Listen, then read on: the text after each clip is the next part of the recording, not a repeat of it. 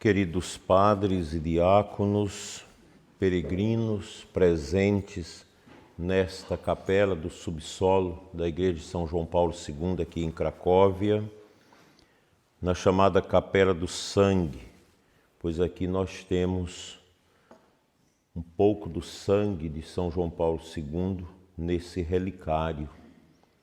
E também essa tampa do sepulcro do Santo Padre, lá em Roma, foi cedido para cá, como nós já falamos, quando da canonização de São João Paulo II, que exumaram o seu corpo do subterrâneo da Basílica de São Pedro para o pavimento superior da Basílica. Então, esta obra de mármore que cobriu o sepulcro de São João Paulo II na capela dos papas sepultados ali em Roma veio para cá. Hoje o Senhor nos concede a graça de celebrar a Santa Missa aqui, nesta Capela do Sangue. Não estava previsto. Nós iríamos celebrar a missa em outro lugar, já fora da Polônia, mas Deus nos quis trazer aqui. Foi uma bênção. Ontem, em Wadouice, tivemos a alegria de visitar a terra natal desse grande Papa, o museu e a igreja onde ele foi batizado. Vimos os primeiros passos de sua família, sua vocação, até a sua entrega final. Muito bem organizado o museu do Papa João Paulo II em Wadouice. Agora, diante de seu sangue, contemplamos o selo da sua fidelidade, o testemunho de uma vida totalmente oferecida a Deus e à Santa Igreja Católica. Na primeira leitura, ouvimos do profeta Ageu, que é algo muito atual. O povo se ocupa apenas de suas casas e negócios, enquanto a casa do Senhor está em ruínas. Aqui na Polônia, um país bem-sucedido de primeiro mundo, nós percebemos que o povo se ocupa muito dos trabalhos, da organização deste país, mas não esquece a casa de Deus. Nós vimos inúmeras turmas de crianças sendo conduzidas pelos seus professores até a igreja para adoração ao Santíssimo. Deus convoca o povo do tempo do profeta a mudar o rumo.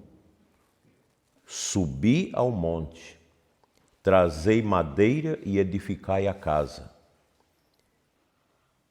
Ela me será aceitável. Também São João Paulo II ouviu esse chamado.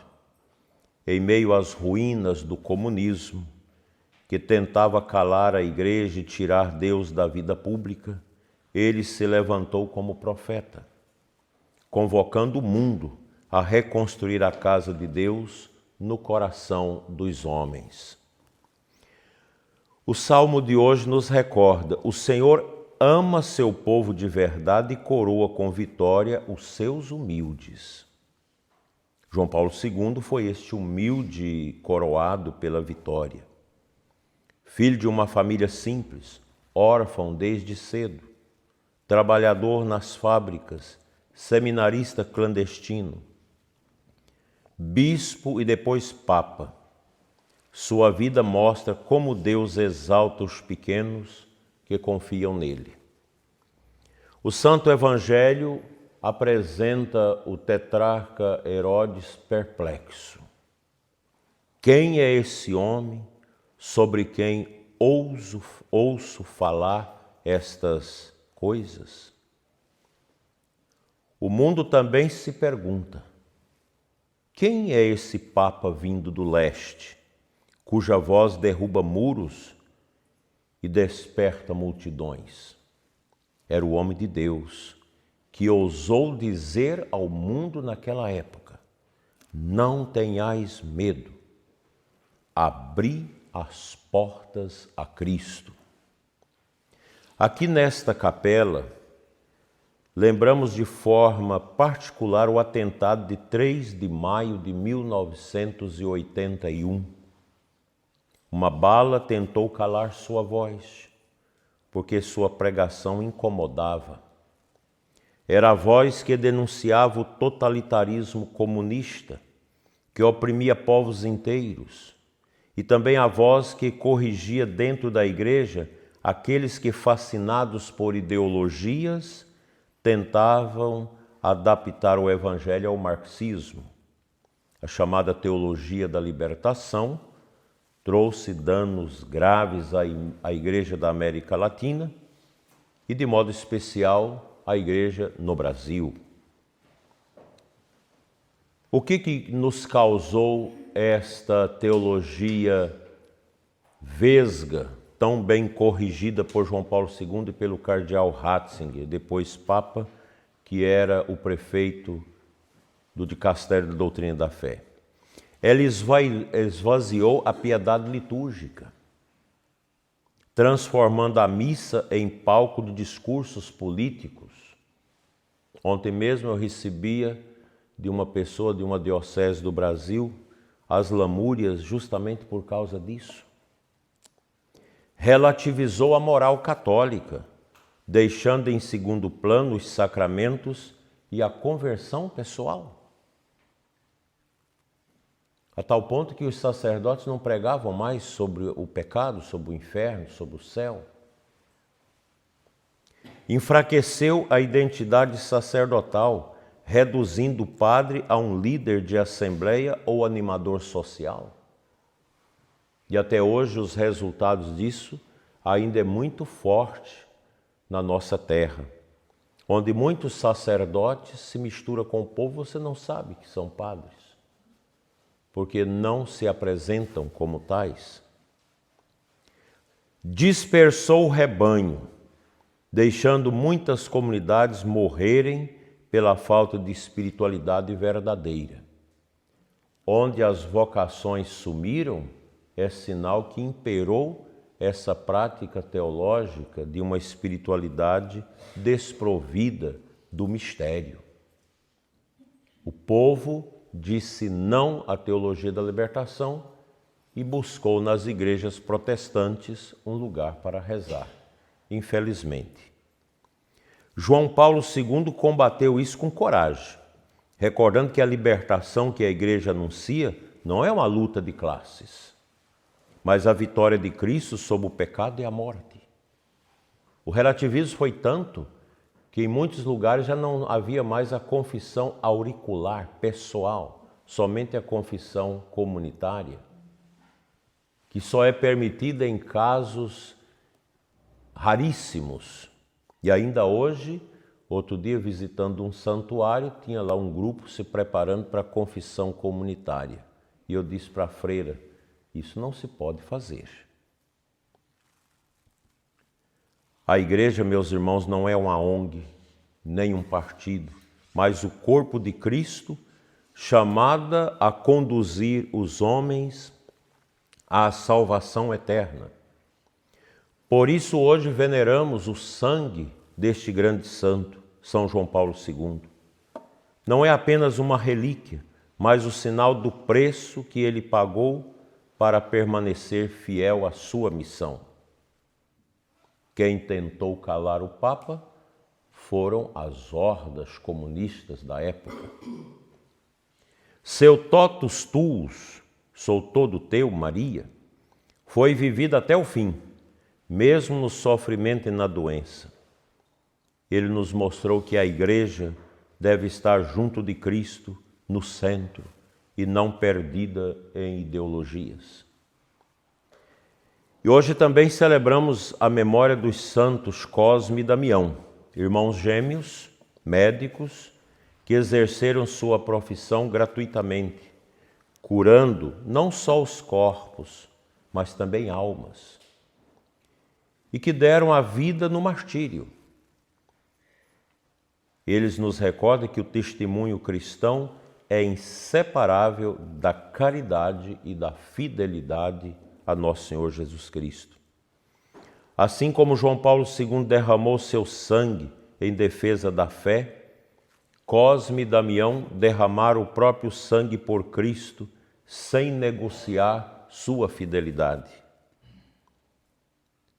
Porque é muito mais fácil você prender-se a um discurso da neutralidade e ter a vida sossegada. Mas é muito difícil quando você se coloca do lado da verdade, na defesa da fé, na defesa social. As críticas são muitas, os cancelamentos são terríveis e as oposições são medonhas. Meus caríssimos peregrinos, daqui vamos levar 3 grandes lições desta capela. Primeiro, reconstruir a casa de Deus.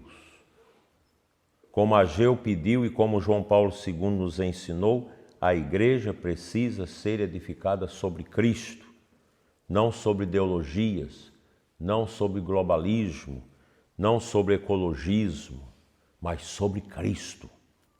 Não se pode trocar a essência da igreja, da sua missão, por coisas fabricadas pelo próprio relativismo ou pela cultura em revolução como nós estamos vivendo. Segundo ponto, ser profetas humildes e corajosos. Isso não é somente para os padres, os religiosos, os bispos, mas todos os batizados precisam ter na sua vida essa dimensão profética e humilde, corajosa, como São João Paulo II, que enfrentou tiranias e heresias, sempre com firmeza e fé. Eu vou passar no grupo um áudio, um vídeo sobre a teologia da libertação e vocês vão compreender como esse Papa, que é sobre São João Paulo II e o combate à teologia da libertação, e vocês vão entender que alguns ficam me perguntando como é a base filosófica de tudo isso. Neste vídeo que eu passarei no grupo, vocês poderão depois, com calma, escutar e entender que engodo é esse que ainda está muito vivo na Igreja da América Latina e talvez leva de 30 a 40 anos para ser superado ainda. Testemunhar até o sangue, como Cosme, Damião e São João Paulo II, que nos lembram que a fidelidade do Evangelho pode custar caro, mas sempre gera frutos de vida. Assim, meus caríssimos peregrinos, esta é a última missa em solo polonês. Talvez para muitos aqui a última vez, eu creio que para mim também, que a gente pisa esse lugar. Mas vamos levar no coração o exemplo do Papa polonês e dos santos mártires que celebramos hoje. Que nossa fé seja viva, que nossas paróquias sejam casas de evangelização, que nós vamos falar isso hoje durante o trajeto para Viena, quando no 11 que eu estarei, irei refletir com vocês sobre a evangelização, não obstante aqueles que dormem e não escutam. E o Padre João fará o mesmo no outro ônibus. Eu espero que cada um de nós disponha o coração a ser um missionário no mundo a partir da sua comunidade, onde você vive a sua fé. Peçamos a intercessão da Virgem Maria, Rainha da Polônia, a intercessão de São João Paulo II e de São Cosme e Damião, que nos ajude a viver uma fé sem medo, sem ideologias, mas cheia de Cristo, para que possamos anunciar ao mundo, como esse grande Papa nos ensinou, Cristo é o Redentor do homem, centro do cosmo e da história, assim seja. Amém.